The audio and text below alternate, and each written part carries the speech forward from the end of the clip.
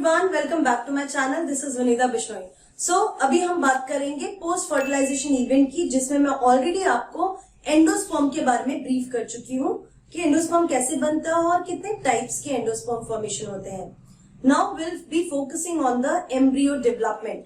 So you know, after zygote develops, it forms embryo and the process by embryo forms is called embryogenesis.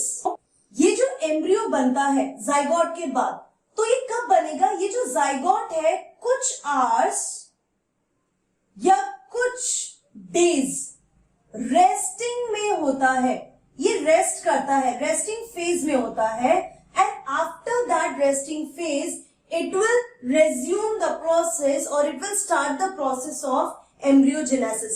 तब तक ये जो rest phase होता है, इसमें क्या हो रहा है? एंडोस्पर्म फॉर्मेशन हो रहा है। जब एंडोस्पर्म एक पर्टिकुलर अमाउंट पे बन जाएगा, तब ये जाइगोट जो है वो एम्ब्रियो डेवलपमेंट शुरू करेगा। दूसरी चीज, जो डाइकॉट एंड मोनोकॉट का एम्ब्रियो डेवलपमेंट प्रोसेस होता है, it is basically similar initially ये सिमिलर होगा, लेटर स्टेजेस में जाके there will be difference in the development, embryo development. तो स्टार्टिंग के जो कुछ स्टेजेस होते हैं वो दोनों में सेम होंगे, बाद में जाके there will be difference in the embryogenesis in both monocot and dicot plants. So अभी आज हम जो डिस्कस करने वाले हैं, we will talk about the embryo development in case of dicot plants. Dicot plants के केस में एम्ब्रियो का जो डेवलपमेंट होता है वो कैसे होता है। So let's start with it. सबसे पहले this one is zygote. Fine, this is the diploid cell zygote. Zygote जो होता है, सबसे पहले वो एक डिवीजन करेगा and after that division there will be two cells, दो सेल्स होंगे। नाउ आई एम मार्किंग कि ये जो है ये चिलाजिल एंड है और ये माइक्रोपाइल एंड है। Same chalazal end, micropyle end and chalazal and.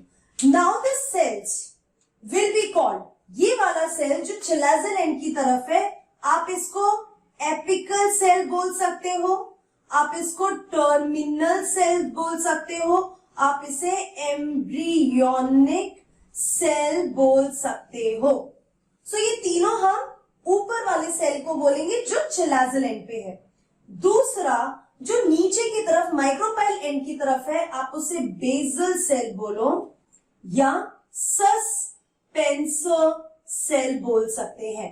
These are the two cells. अब मैं आपको एक रफ डायग्राम बना देती हूं ताकि आपको समझ में आए मैं क्या बात कर रही हूं।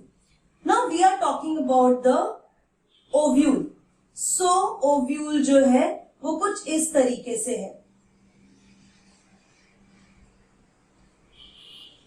फाइन, और यहां पे एम्ब्रियो सैक प्रेजेंट है और इस एम्ब्रियो सैक के अंदर यहां पे डेवलपमेंट हो रहा है। This is micropyle end, this is chalazal end, and meanwhile what you will see that यहां पे एंडोस्पर्म फॉर्मेशन हो चुका है already. So I am just drawing like this. Fine, now the next step, ये हो गया two cell stage of zygote. Now the next thing which will going to happen is there will be division. अब मैं cell का colour change कर रही हूं, so you will understand it better. Okay, so ऊपर वाला जो टर्मिनल सेल है, it will go for transverse division and the apical cell will have two, and जो नीचे वाला बेसल सेल है, इसे लॉन्गिट्यूडल डिवीजन किया है और बेसल सेल ने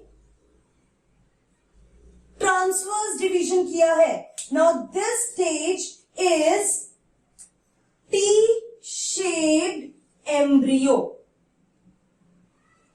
फाइन. सो यहां पे जो डिवीजन हुआ है that is longitudinal division in basal cell, और ये जो डिवीजन है ये ट्रांसवर्स डिवीजन है इन द, सॉरी ये एपिकल में है, ये बेसल सेल में है. Now you see there are 4 cell and this is the T-shaped embryo. Now the next step. Next step में क्या होगा?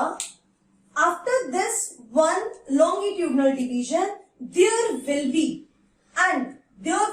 one more division which will be now transverse division, and here we got quadrant embryo. We have got 4 structure, and इस वाले part को हम बोलेंगे pro embryo. So pro embryo किससे बना है? ये जो एपिकल सेल्स है इनमें there will be a division. Longitudinal division के बाद कौन सा डिवीजन होगा? Transverse division, and there will be 4 cells. 4 cell stage को प्रो एम्ब्रियो कहेंगे. एंड ये जो बेसल सेल है it will keep on dividing. ठीक है, ये इस तरीके से डिवाइड होता रहेगा. आफ्टर दिस ये कंटिन्यूसली ट्रांसवर्स डिवीजन ही करेगा. फाइन, ट्रांसवर्स मैं इसी तरीके से मार्क कर रही हूं. ये जो स्ट्रक्चर होगा कुछ जिसमें you are watching that there are pro embryo, ये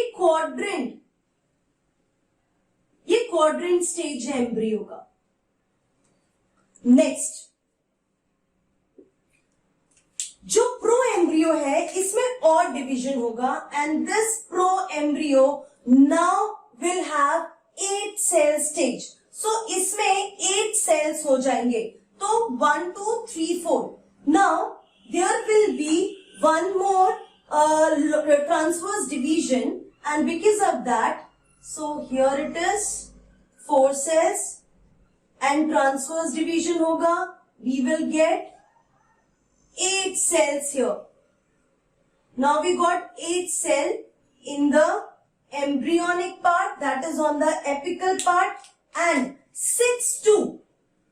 So I'm drawing like this. These cells are called suspensor.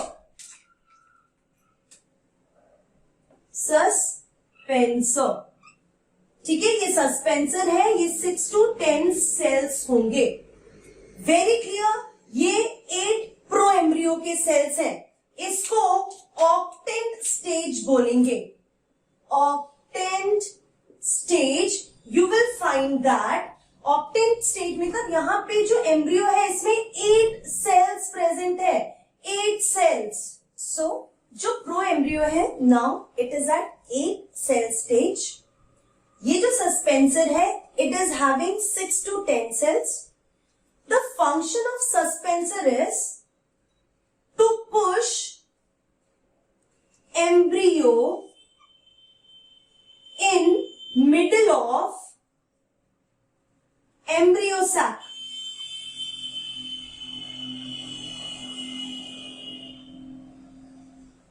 Take up nutrition from endosperm, ताकि वो ऊपर की तरफ जाएगा, मतलब इस तरीके से डेवलपमेंट होगा. Now I am drawing here so that you understand it better. ये हो गया सस्पेंसर सेल, ये रहा सस्पेंसर. फाइन. और ये रहा pro embryo. So you find that ये जो प्रो एम्ब्रियो, ये रहा pro embryo. So likewise the development is happening so that ये जो सस्पेंसर इसे पुश कर रहा है एम्ब्रियो को, ताकि वो ये जो एंडोस्पर्म से इनके क्लोज जाए और ये न्यूट्रिशन विड्रॉ कर सके. So what we have read, embryo zygote में ट्रांसवर्स डिवीजन हुआ, 2 सेल बने. ऊपर जो चिलाजल एंड की तरफ है उसे एपिकल या एम्ब्रियोनिक सेल बोलिए या टर्मिनल सेल बोलिए. नीचे वाले को बेसल या सस्पेंसर सेल कहते हैं. नाउ व्हाट इज हैपनिंग, जो बेसल जो एपिकल सेल है उसमें एक लॉन्गिट्यूडनल डिवीजन होके 2 सेल्स बने, और जो सस्पेंसर या बेसल सेल है उसमें ट्रांसवर्स डिवीजन हुआ. आफ्टर दैट जो एपिकल सेल थे उनमें एक ट्रांसवर्स डिवीजन हुआ. Now the apical cell. The embryonic cell is having 4 cells and this 4 cell stage is called proembryo. And जो नीचे वाला है suspensor cell, it will remain same and now the suspensor cell will continuously go for transverse division. और transverse division के बाद वो 6 to 10 cells बनाएगा and this is called suspensor. ऊपर वाला जो है that will have 8 cells जिसको octant stage बोला जा रहा है. Now you see here in octant stage there are tiers. There are 2 tiers of cell. Fine, like this. You will find there are 2 tiers of cells.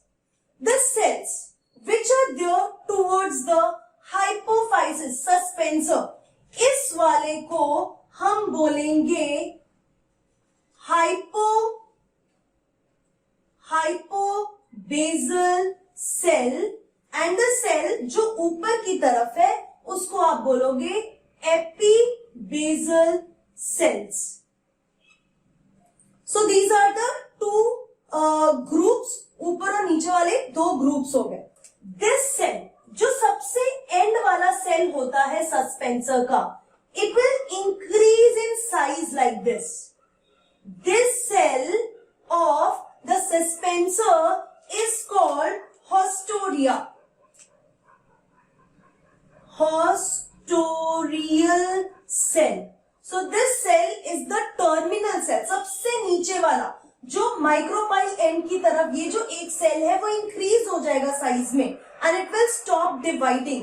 The other cell, the cell of suspensor which is connected with the proembryo, that one cell which is connected with the proembryo is called hypophysis cell. So suspensor में 2 specific cell है, micropyle and की तरफ एक cell जो divide होना बंद कर देता है, इंक्रीज हो जाता है, उसे आप हॉस्टोरियल सेल कहेंगे. And the other cell which is there towards the octant or proembryo, 8 cell proembryo is known as hypophysis.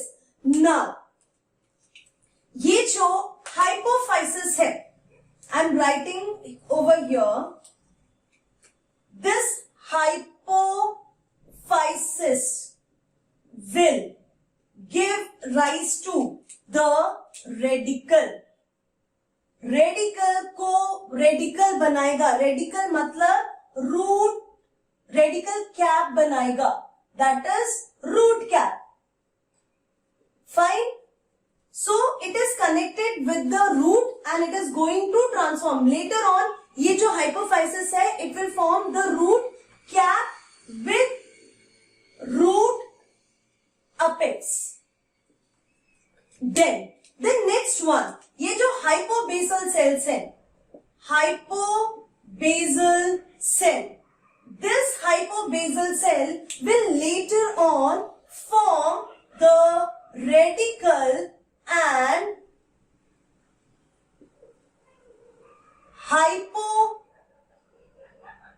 hypocotyle region. The next one is the epibasal cells. Epibasal cells जो है वो बनाएगा cotyledon and प्लीम्यूल बनाएगा. So remember that hypophysis जो है that will form radical cap और root cap with the root apex. फिर आप देखें ये वाला जो पोर्शन है एज इट इज कनेक्टेड ना, ये जो हाइपोबेसल पोर्शन है ये हाइपोफाइसिस के साथ कनेक्टेड है. तो this portion will give rise to radicle and hypocotyl region और रूट से ही कनेक्टेड रहेगा ऑब्वियसली रूट कैप. फिर जो एपीबेसल पोर्शन है that is going to make 2 cotyledons and the plumule region. So this is for today. आज मैंने आपको इतना ही बताया अबाउट द 8 एम्ब्रियोनिक स्टेज जिसे प्रो एम्ब्रियोनिक ऑक्टेंट स्टेज बोलते हैं. सो ये स्टेजेस के नेम्स भी याद रखना. Next time I will teach you about the further stages in the embryonic development. ये किस तरीके से ओव्यूल के अंदर डेवलप हो रहे हैं, किस तरीके से सिचुएटेड है और किस तरीके से बाकी के पार्ट्स डेवलप कर रहे हैं. So see you in my next video. Till then keep learning and be safe.